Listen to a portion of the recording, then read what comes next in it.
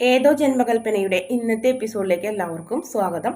അങ്ങനെ വീണ് കിടക്കുന്ന ശ്രുതിയുടെ കാലൊക്കെ പിടിച്ചുഴിഞ്ഞ് ശരിയാക്കി കൊടുക്കുന്നുണ്ട്. അപ്പോൾ അശ്വിൻ്റെ കണ്ണിലൊരു തരം പ്രണയമൊക്കെ ഇങ്ങനെ പൂത്തു നിൽക്കുന്നതൊക്കെ കാണാം. അതുപോലെ തന്നെ ശ്രുതിയും അങ്ങനെയാണ് പരസ്പരം ഒരു 5 മിനിറ്റോളം രണ്ടുപേരും അങ്ങോട്ടും ഇങ്ങോട്ടൊക്കെ നോക്കി നിൽക്കുന്നുണ്ട്. അതിനുശേഷമാണ് അശ്വിൻ ആ പാദസരം എടുത്ത് കഴിഞ്ഞിട്ട് ശ്രുതിയുടെ മുന്നിലേക്ക് നീട്ടുന്നതും ശ്രുതി അത് കണ്ട് അന്തം വിട്ട് ഇങ്ങനെ നിൽക്കുന്നതൊക്കെ ഉണ്ട്. അതിന് ശേഷം അശ്വിൻ ശ്രുതിയുടെ കാലിൽ അപ്പക്കോലിസ് അണിഞ്ഞു കൊടുക്കുന്നുണ്ട്. അതിനുശേഷം ശ്രുതി കാല് വലിക്കുന്നുണ്ട്. പിന്നീട് ശ്രുതി പെട്ടെന്ന് എഴുന്നേൽക്കുമ്പോൾ വീഴാൻ പോകുന്നുണ്ട്. അപ്പോൾ അശ്വിൻ പിടിക്കുന്നുണ്ട്. അതിനുശേഷം രണ്ടുപേരും പരസ്പരം അങ്ങനെ ചേർന്ന് നിൽക്കുന്നുണ്ട്. പരിസരം മറന്ന പോലെ തന്നെ ശ്രുതിയും അശ്വും എല്ലാം മറന്ന് നിൽക്കുന്ന ഒരു ഭാഗമാണ് കാണിക്കുന്നത്. അതിനുശേഷം അശ്വിൻ ശ്രുതിയുടെ മുഖം കൈകളിൽ കോരിയെടുത്ത് ഇങ്ങനെ ചുംബിക്കാൻ ഇങ്ങനെ നിൽക്കുന്ന സമയത്ത് പെട്ടെന്ന് ഫോൺ റിങ് ചെയ്ത് അശ്വിൻ്റെ പെട്ടെന്ന് തന്നെ അശ്വിൻ എന്തോ പെട്ടെന്നുള്ളൊരു ബോധം വന്ന പോലെ ചാടി എഴുന്നേറ്റ് പോകുന്നുണ്ട്. പോകാൻ മാത്രമല്ല മുറിച്ചെന്ന് ആകെ ടെൻഷനും ഒരു ഇഷ്ടക്കുറവും ഒക്കെ പോലെ ശ്രുതിയോട് ചെയ്തത് ശരിയായില്ല എന്നുള്ളൊരു ഭാവമൊക്കെ ആയിരുന്നു. അതിനുശേഷം ഓടി ചെന്ന് വാതിലൊക്കെ അടയ്ക്കുന്നുണ്ട്. എന്താ സംഭവിച്ചതെന്നൊന്നും ഒരു പിടിയില്ല, നമ്മൾക്ക് തന്നെ മനസ്സിലാവില്ല. പിന്നീട് ശ്രുതി താഴത്തേക്ക് ഇറങ്ങി പോകുന്ന സൗണ്ട് കേട്ടപ്പോഴാണ് അശ്വിൻ വാതിൽ തുറക്കുന്നത്. ഇതേ സമയം തന്നെ മനോരമയുടെ ഫ്രണ്ട്സുകൾ വന്നിട്ട് അഞ്ജലിയുടെയും ആദ്യം അവർക്ക് വെള്ളം കൊണ്ടു കൊടുക്കുന്നുണ്ട്. അഞ്ജലി ഇതെന്തിനാ അഞ്ജലി ബേബി ഇതൊക്കെ ചെയ്യുന്നത്, അത് ആ ശ്രുതി ചെയ്യില്ലേ എന്നൊക്കെ ചോദിക്കും.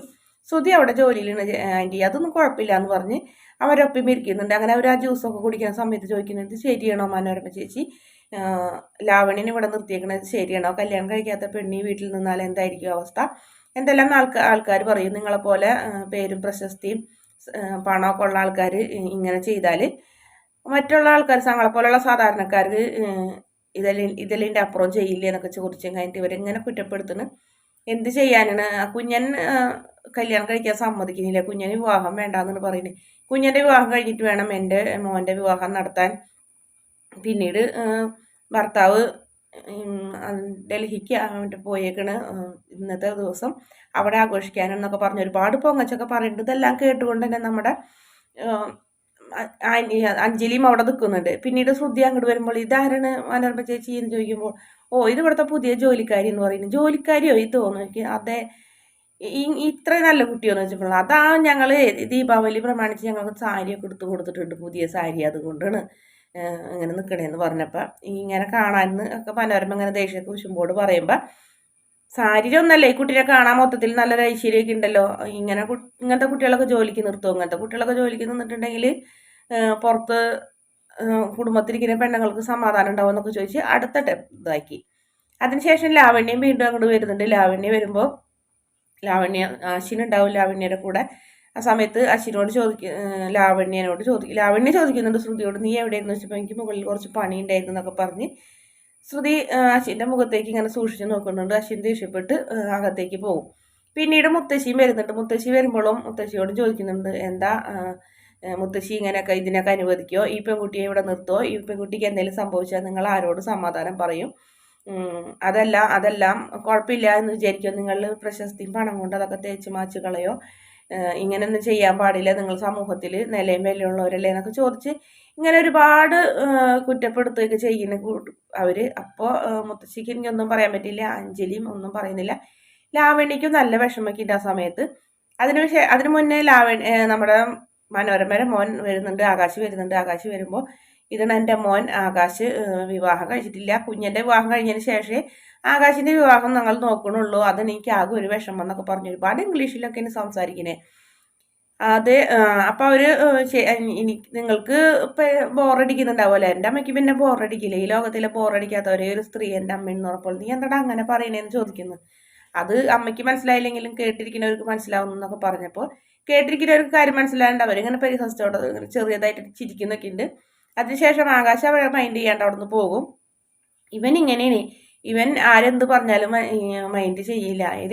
എൻ്റെ മോൻ്റെ ഐയും ഹാൻഡും എല്ലായിടത്തും എത്തണം, ഇവിടെ അശ്വിനുണ്ടായിട്ട് കാര്യമൊന്നുമില്ല, ആകാശം തന്നെ വേണം എല്ലാത്തിനും എന്നൊക്കെ പറഞ്ഞ് ഇങ്ങനെ ഒരുപാട് പൊങ്ങിയടിച്ചൊക്കെ പറയുന്നുണ്ട്. പിന്നെ അവർ വീണ്ടും ലാവണ്യയുടെ കാര്യത്തിലേക്ക് എന്നെ എടുത്തിട്ട് ലാവണ്യോട് ചോദിക്കുന്നുണ്ട്, അശ്വിൻ സായിറാമിന് ബുദ്ധി വിവരം ഇല്ലെങ്കിൽ പോട്ടെ, ലാവണ്യ കുട്ടിക്കെങ്കിലും ഇത്തിരി വിവരം വേണ്ടതല്ലേ, കുട്ടി വീട്ടിൽ ഇങ്ങനെ നിൽക്കാൻ പാടുണ്ടായിരുന്നു, കുട്ടി ശരിക്കും പറഞ്ഞിട്ടുണ്ടെങ്കിൽ വിവാഹത്തിന് ശേഷമല്ലേ ഇവിടെ വന്ന് നിൽക്കാൻ പാടുള്ളൂ, വിവാഹത്തിന് ആൾക്ക് താല്പര്യം ഇല്ലെങ്കിൽ അല്ലെങ്കിൽ ആൾ സമ്മതിക്കുന്നില്ലെങ്കിൽ നിങ്ങൾ ഇവിടുന്ന് മോള് ഇവിടുന്ന് താമസം മാറേണ്ടതല്ലേ ആൾക്കാരെ കൊണ്ട് ഇതൊക്കെ പറയിപ്പിക്കണം എന്നൊക്കെ ചോദിക്കുമ്പോൾ ലാവണ്യ ആകെ വിഷമമായിട്ടിരിക്കുന്നുണ്ട്. ശ്രുതിയും അവിടെ വന്ന് നിൽക്കുന്നുണ്ട്. ഇവരെന്ത് പറയുന്നതെന്നൊക്കെ കേട്ടുകൊണ്ട് തന്നെ ശ്രുതി നിൽക്കുന്നുണ്ട്. ആ സമയത്ത് അവിടേക്ക് അശ്വിൻ വരുന്നുണ്ട്. അശ്വിൻ ദേഷ്യപ്പെട്ടിട്ട് വരുന്നത്. അശ്വിൻ വരുന്നതിനേക്കാൾ മുന്നേ തന്നെ നമ്മുടെ ശ്രുതിയും അശ്വിനും കൂടി ഒന്ന് കണ്ടുമുട്ടുന്നുണ്ട്. ശ്രുതി ഒരുപാട് തവണ അശ്വിൻ്റെ പിന്നാലെ നടക്കുന്നുണ്ട്. അശ്വിനോട് കാര്യം ചോദിക്കാനെന്ന് പറഞ്ഞിട്ട് നീ എന്നോടൊന്നും മിണ്ടാണ്ട്, എനിക്ക് നിന്നോടൊന്നും മിണ്ടാൻ താല്പര്യമില്ല എന്ന് പറഞ്ഞ് ഒഴി മാറുകയും ചെയ്യുന്നത്.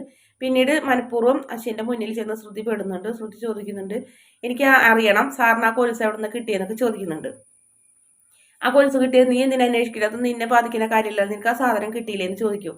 അല്ല, എനിക്ക് നഷ്ടപ്പെട്ടിട്ട് ഇത് ഒരുപാട് നാളായി, എനിക്ക് ഏറ്റവും വിലപ്പെട്ടാണെന്ന് അറിഞ്ഞിട്ടും ഈ സാധനം എവിടെ നിന്ന് കിട്ടിയെന്ന് എനിക്ക് അറിയണ്ടേന്ന് പറഞ്ഞപ്പോൾ നിനക്ക് വിലപ്പെട്ടതെന്ന് അറിഞ്ഞത് കൊണ്ട് തന്നെയാണ് നിനക്ക് ആ സാധനം ഞാൻ നിനക്ക് തിരിച്ചു തന്നത് എന്നും പറയുന്നുണ്ട്. ബാക്കി ആവശ്യമില്ലാത്ത കാര്യങ്ങളൊന്നും നീ അന്വേഷിക്കേണ്ടെന്ന് പറഞ്ഞപ്പോൾ ശരി, അത് ഞാൻ സമ്മതിക്കുന്നു. അതിനുശേഷം നമ്മൾ രണ്ടുപേരും മാത്രമുള്ളപ്പോൾ ഒരു കാര്യം സംഭവിച്ചല്ലോ, അതിൻ്റെ അർത്ഥം എനിക്കൊന്ന് പറഞ്ഞു തരുമെന്ന് ചോദിക്കുമ്പോൾ നീ എന്നോട് ആവശ്യമില്ലാത്ത കാര്യങ്ങളൊന്നും സംസാരിക്കേണ്ട, എനിക്ക് നിന്നോടൊന്നും സംസാരിക്കാനില്ല. അശ്വിൻ സായിറാമിന് ശ്രുതികുമാരി ലക്ഷ്മിയോട് ഒന്നും തന്നെ സംസാരിക്കാനില്ല എന്നും പറഞ്ഞ് ശ്രുതിയെ ശരിക്കും അപമാനിച്ച് വിടുകയാണ് ചെയ്യുന്നത് അശ്വിൻ.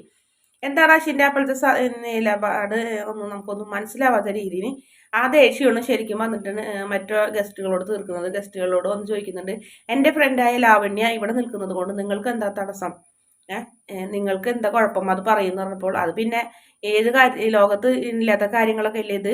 കല്യാണം കഴിക്കുന്നതിന് മുന്നേ ഒരു പെണ്ണ് വന്ന് കുടുംബത്തിൽ നിൽക്കുന്നതൊക്കെ മോശമായ ഒരു കാര്യമാണ്. ഒരു കുടുംബത്തിൽ നിങ്ങളെപ്പോലെ സംസ്കാരവും സമ്പത്തൊക്കെ ഉള്ള ആൾക്കാർ അതോ നിങ്ങൾക്ക് എന്താവാമെന്നാണോ എന്നൊക്കെ ചോദിക്കുന്നുണ്ട് അശ്വിനോട് അവര്. അപ്പൊ മുത്തശ്ശിയൊക്കെ അങ്ങനെ വല്ലാണ്ടായി നിൽക്കുന്നുണ്ട്. ആ സമയത്ത് അശ്വിൻ പറയുന്നുണ്ട്, എൻ്റെയും എൻ്റെ ഫ്രണ്ടായ ലാവണ്യയുടെയും കാര്യത്തിൽ നിങ്ങൾക്ക് ഉത്കണ്ഠ വേണ്ട, ഞാൻ ലാവണ്യയെ വിവാഹം കഴിക്കാൻ തീരുമാനിച്ചു എന്ന് പറഞ്ഞു. അത് കേൾക്കുമ്പോൾ ശരിക്കും ശ്രുതി അവിടെ നിന്ന് ഇടിവെട്ടേറ്റ പോലെ വന്ന് നിൽക്കുന്നുണ്ട്. ലാവണ്യയ്ക്കും അതുപോലെ തന്നെ അഞ്ജലിയും മുത്തശ്ശിയും നമ്മുടെ മനോരമേൻ്റെയൊക്കെ സന്തോഷത്തോടെ നിൽക്കുന്നുണ്ട്. മനോരമേൻ്റെ ചോദിക്കുന്നുണ്ട്, കുഞ്ഞ നീ പറഞ്ഞതൊക്കെ സത്യമാണോ എന്ന് ചോദിക്കുന്നുണ്ട്. അതെ, അശ്വിൻ സായിറാമിന് ഒരു വാക്കുള്ളൂ, അശ്വിൻ സായിറാമിൻ്റെ വിവാഹം ഉടനെ ഉണ്ടാവും. ഞാൻ വിവാഹം കഴിക്കാൻ പോകുന്ന പെണ്ണാണ് ലാവണ്യ, എൻ്റെ ഫ്രണ്ട്. ഇനി നിങ്ങൾക്ക് എന്തെങ്കിലും അറിയാനുണ്ടെങ്കിൽ കൂടുതൽ, ഇല്ലെങ്കിൽ നിങ്ങൾ പോകാൻ നോക്കുന്നൊക്കെ പറഞ്ഞ് അശ്വിൻ പെട്ടെന്ന് അവിടെ നിന്ന് പോകുന്നുണ്ട്. അതിന് മുന്നേ അശ്വിൻ ശ്രുതിയെ നല്ലോണം ഒന്ന് നോക്കുന്നുണ്ട്. എടാ, ആ ശേഷം മനോരമ ചോദിക്കുന്നത്, നീ ഇത് നിന്റെ മുത്തശ്ശി വരെ മുന്നിൽ അപമാനിതമാവാൻ വേണ്ടിയിട്ട് ആവുന്നത് കണ്ടിട്ട് നീ പറഞ്ഞതാണോ കുഞ്ഞാന്ന് ചോദിച്ചപ്പോൾ ഇല്ല, അശ്വിനൊരു വാക്കുള്ളൂന്നും പറഞ്ഞ് അശ്വിൻ അവിടെ നിന്ന് പോകും. അപ്പൊ ലാവണ്യ അതിന് മുന്നിൽ ലാവണ്യരെ കൈ പിടിച്ച് ഇങ്ങനെ ശ്രുതിയുടെ മുന്നിൽ വെച്ച് തന്നെ കൈ ഇങ്ങനെ ചേർത്ത് പിടിച്ചിട്ട് പറയുന്നുണ്ട്, ഞാൻ ലാവണ്യയുടെ കഴുത്തിൽ താലി കെട്ടാൻ പോകുന്നൊക്കെ പറഞ്ഞപ്പോൾ നമ്മുടെ ശ്രുതിക്ക് വല്ലാത്തൊരു വിഷമം ഫീലിംഗ് ഒക്കെ എവിടുന്നോ ഇല്ലാത്തൊരു ഫീലിംഗ് ഒക്കെ കാണിക്കുന്നുണ്ട്. ആ സമയത്ത് മനോരമ അവരോട് പറയുന്നുണ്ട്, ഇപ്പൊ നിങ്ങൾക്ക് സന്തോഷമായില്ലേ, ഇനി നിങ്ങൾ ഇവിടുന്ന് സ്ഥലം വിട്ടോ, ഈ വീട്ടിൽ എന്ത് പ്രശ്നം ഉണ്ടെങ്കിലും അത് നേരിടാനായിട്ട് ഞങ്ങൾക്ക് അറിയാട്ടാ, പുറത്തുനിന്ന് ആരെയും അനുവദിക്കില്ല. പിന്നെ നിങ്ങൾ പോണ വഴി നിങ്ങളെ പറഞ്ഞു പോക്കോ, അശ്വിൻ ലാവണ്യ ബേബിയെ വിവാഹം കഴിക്കാൻ മാരേജ് ചെയ്യാൻ പോകുന്ന കാര്യം നിങ്ങൾ എല്ലായിടത്തും പറഞ്ഞു നടന്നോട്ടോ, സ്ഥലം വിടുക എന്നൊക്കെ പറഞ്ഞ് അങ്ങനെ അവർ വിഷമത്തോടെ പോകുന്നുണ്ട്. അവർ പോകുമ്പോൾ ശ്രുതിനെ അശ്വിൻ നല്ലോണം ഒന്ന് നോക്കി നിൽക്കുന്നുണ്ട്. അങ്ങനെ ശ്രുതി ആകെ വിഷമത്തോടെ നിൽക്കുന്നതാണ് ഇന്നത്തെ എപ്പിസോഡിന്റെ അവസാന ഭാഗം. വീഡിയോ ഇഷ്ടപ്പെടുകയാണെങ്കിൽ ചാനൽ ഒന്ന് സബ്സ്ക്രൈബ് ചെയ്ത് സപ്പോർട്ട് ചെയ്യണേ.